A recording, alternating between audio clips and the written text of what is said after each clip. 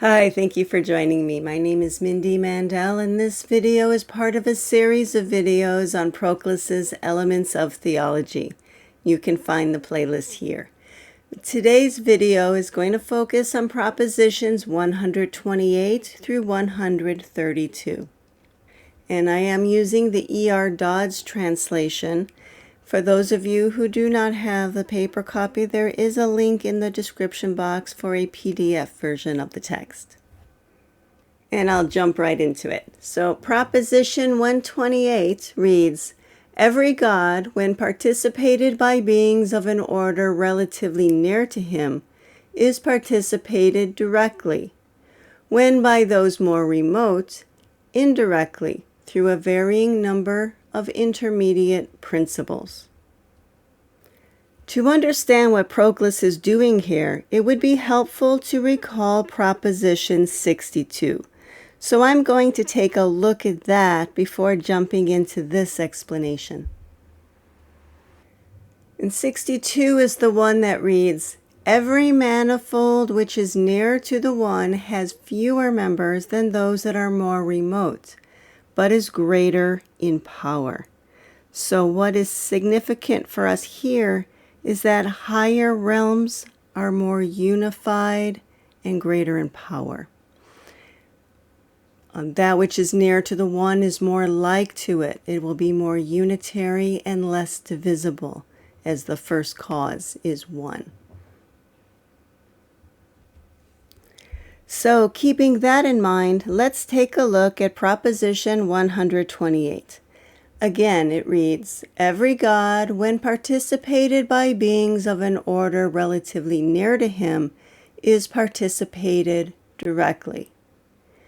But when by those that are more remote, the participation is indirectly, through a varying number of intermediate principles.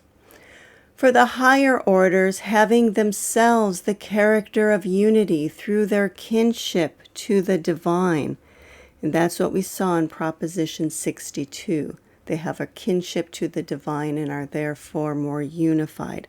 And here's what follows. "They can participate the divine henads without mediation, whereas the rest, because of their declension and their extension into multiplicity, they require the mediation of principles that are more unified from themselves, if they are to participate what is not a unified group, but a pure henad." Unified groups were introduced back in Proposition 6. They haven't been mentioned much since then, but we have reviewed them a few times. I think another look seems warranted now. Proposition 6 reads, "Every manifold is composed either of unified groups or of henads." And in the body of this proposition, we saw that unified group was defined as having unity by participation. So being, intellect, soul, and so on are unified groups. Each is a triadic whole, and so it falls short of a henad, which is a simple oneness. Also, intelligible forms such as justice and beauty are also unified groups. Now, going back to Proposition 128, Proclus goes on to say that between the henad and the discrete manifold lies the unified manifold.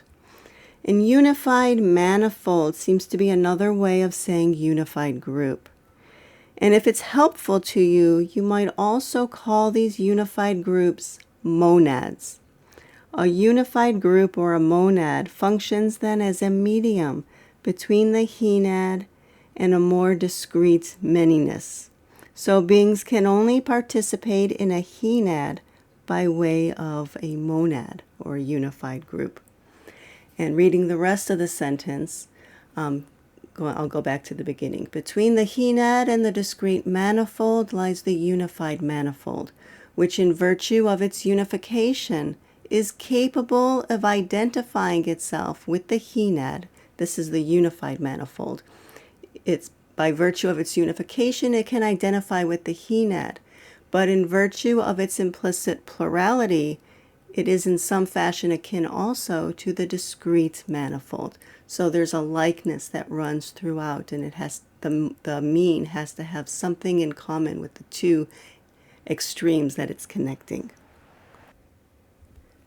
And I'll leave that for now, but let me know if you have any questions about it. For now, I'll go on to Proposition 129, which makes clear the chain of participation in the Henads. It reads, all divine bodies are such through the mediation of a divinized soul, all divine souls through a divine intelligence, and all divine intelligences by participation in a divine Henad. The Henad is immediate deity. The intelligence is most divine, the soul is divine, and the body is what he's calling dissimilar. So we see here the basic order of the realms, from the Henads to the intelligence, or what we often call the intelligible or being with a capital B, and then to soul and then body. So here's the explanation. For if the whole order of gods is above the intelligence, and he cites here, notice Proposition 115, and this is the one that set up the gods as supra-existential, above intelligible intellect, life, or even being. And so if the whole order of gods is above the intelligence, and also if all participation is accomplished through kinship and likeness. We've revisited this proposition multiple times. So reversion occurs through likeness, and participation is accomplished through reversion to the higher term, so it's through likeness. So we've got two ifs here. If the gods are supra-existential and if participation is accomplished through likeness, then here's what follows. The primary participant of the supra-existential Henads will be undivided being, the next, that being which touches process, the third, the world of process, and each will participate through the order immediately suprajacent to it. So here is the order of the realms. Let's take another look at it. Here is the basic order that we were given in the proposition. Deity or Henad is on top, then the intelligence, then soul, and then body. Now, deity is referred to in this explanation as supra-existential Henads. Intelligence is called undivided being. Undivided or unified is another way to say it. And then there's the realm of soul. He calls it here that being which touches process. Soul has the unique role of functioning as a bridge between the intelligible and the mundane. It has an essence that is eternal, but an activity that is in time. Because it has an eternal essence, Proclus calls it being. Because its activity is in time, Proclus says that it touches process. And then lastly, there's the realm of body. And this is what Proclus calls the world of process. Okay, so with all of this in mind, let's go back to the text and see this explanation again. So again, he said here that the primary participant of the supra-existential Henads will be undivided being, aka intelligence. The next, that being which touches process, which is soul. And the third is the world of process, which he's calling here body. And he goes on to say that each will participate through the order immediately suprajacent to it. And remember, the word suprajacent means the realm above it.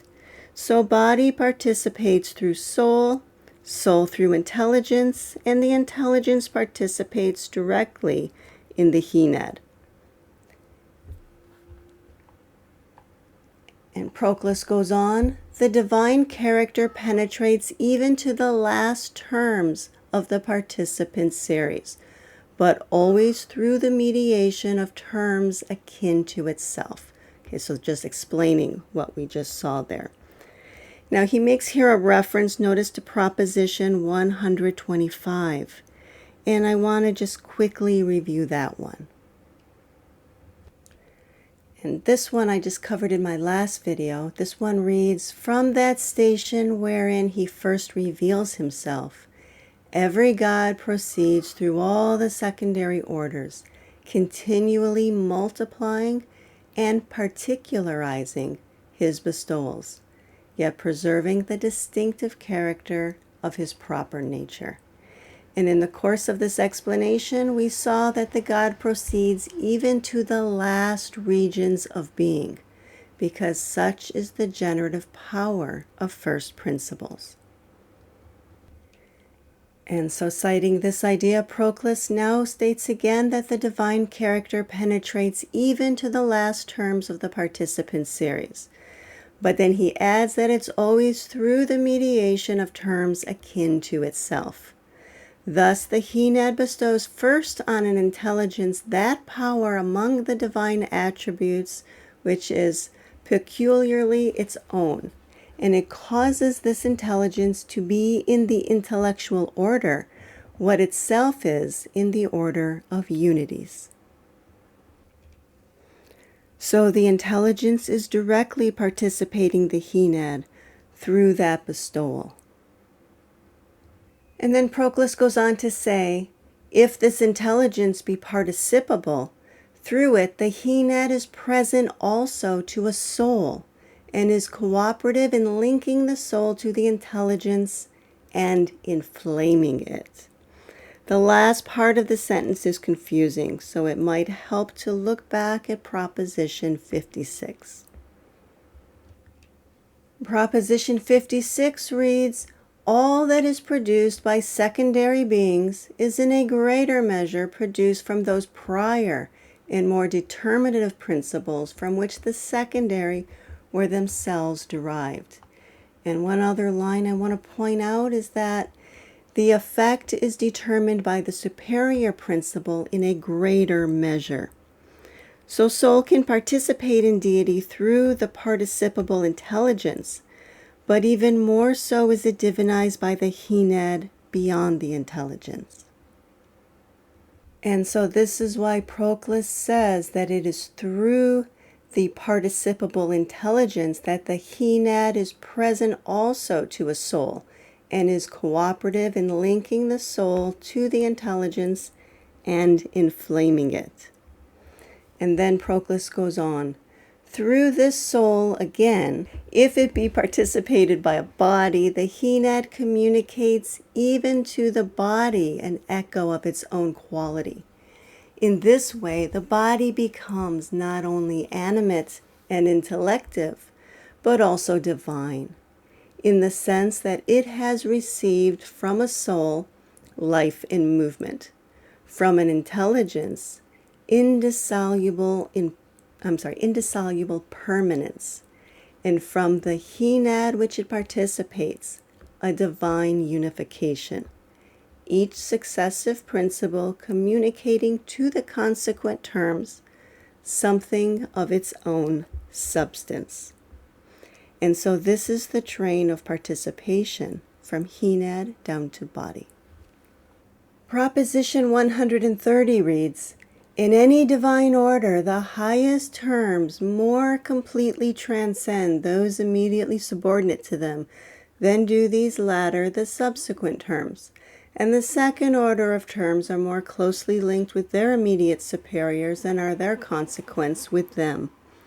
To more completely transcend might be depicted as the higher realms being more spread out than the lower realms are. And so we get this image of the higher realms having more space between them. Although please understand that I'm only using the concept of space metaphorically. And so Proclus explains, "For in proportion as any principle is more unitary and more universal, its degree of superiority to later terms is correspondingly enhanced." So again, we're seeing the consequences of power being commensurate with unity. And he continues, while the declension of power which such a principle exhibits is the measure of its natural community with its consequence. And again, the higher terms are more closely united to causes more fundamental than themselves, the lower less so. For a more complete transcendence of the inferior and a more complete union with the superior are marks of greater power, as on the other hand a wider separation from the latter and a closer sympathy with the former signify a diminution of power, such as we find in the later members of every order and not in the earlier. It has been suggested to me that if we were to map this out mathematically, we would have the golden ratio, such as we see in the divided line in Book 6 of the Republic. This is something of what it might look like, and this occurs because power is commensurate with unity. The more unified the realm, the more power it exercises, resulting in its transcendency over its subsequence being greater. And so in the Republic, we saw this analogy, which was then expounded on further in the form of the allegory of the cave. We see that the whole is to the greater part as the greater part is to the lesser. And we can put numbers on it so as to see it more clearly, and this is known as the golden ratio, or phi. Now imagine turning this golden ratio sideways so as to illustrate metaphysical realms. And imagine that it extends beyond 4 parts. What you would end up with is something very much like the first diagram that I had put up. I think you will find Proposition 131 a bit easier to digest. This one reads, "Every God begins his characteristic activity with himself.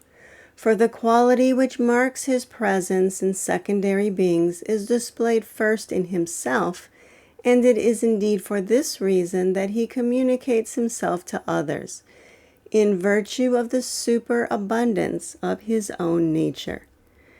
Now, Dodds did not cite Proposition 18 here, but it is what I immediately think of when reading this. Let me show you why.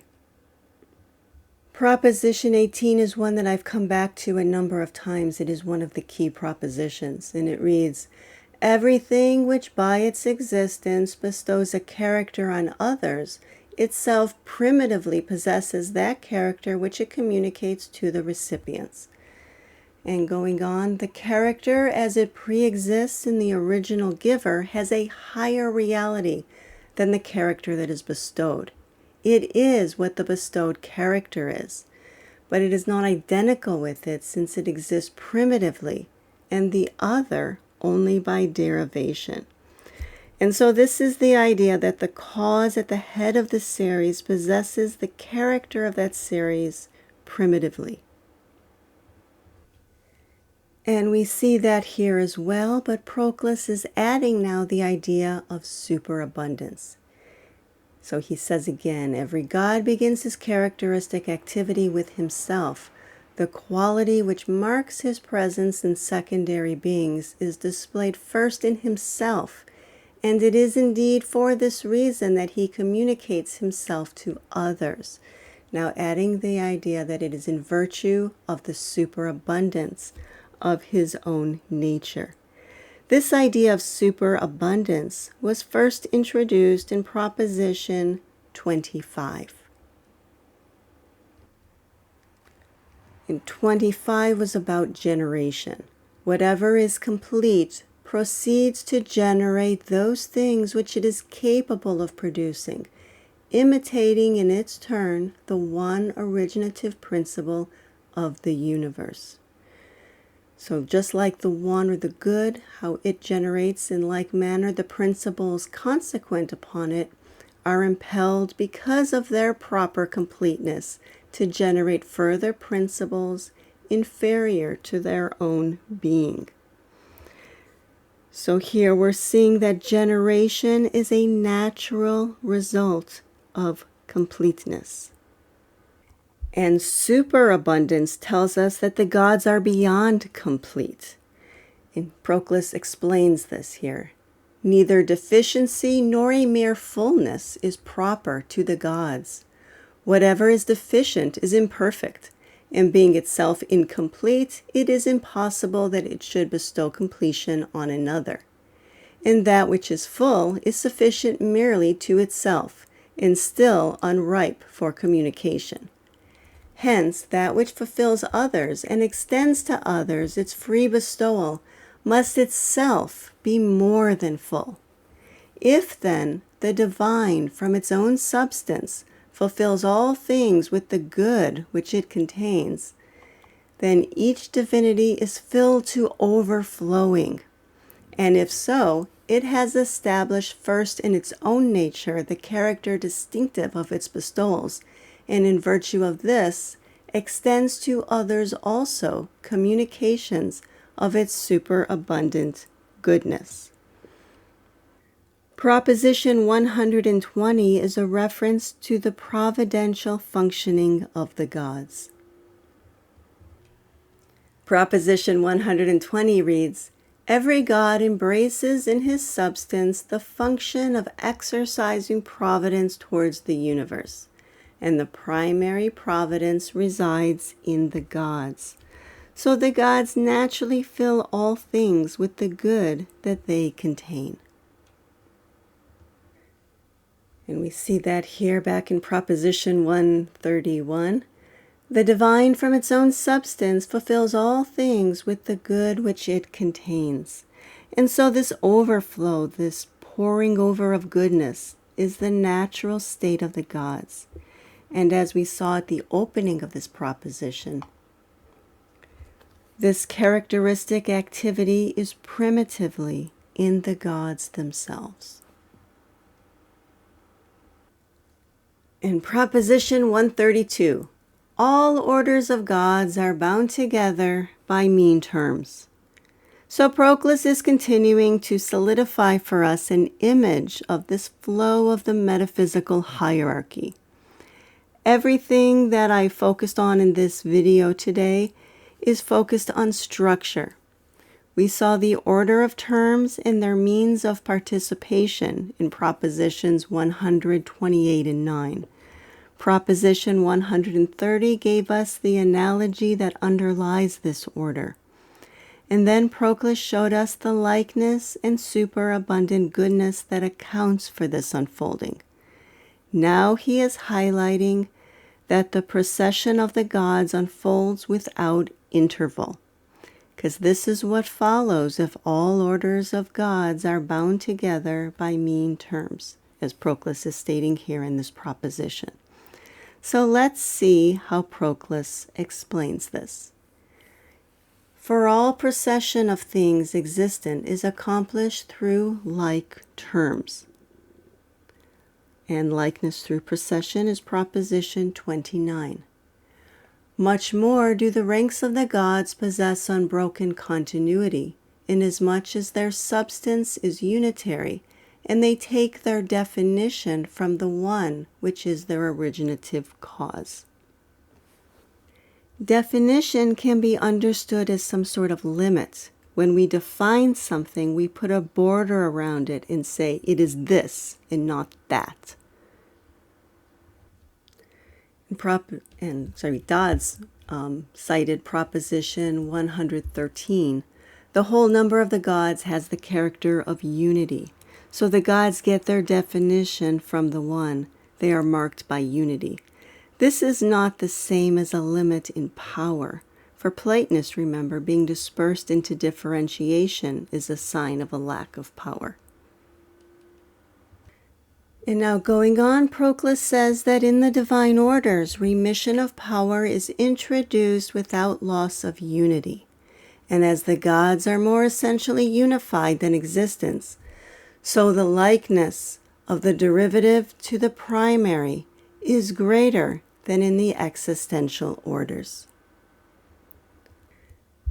Because of the unitary nature of the gods and their transcendency over their series, they do not lose that unity.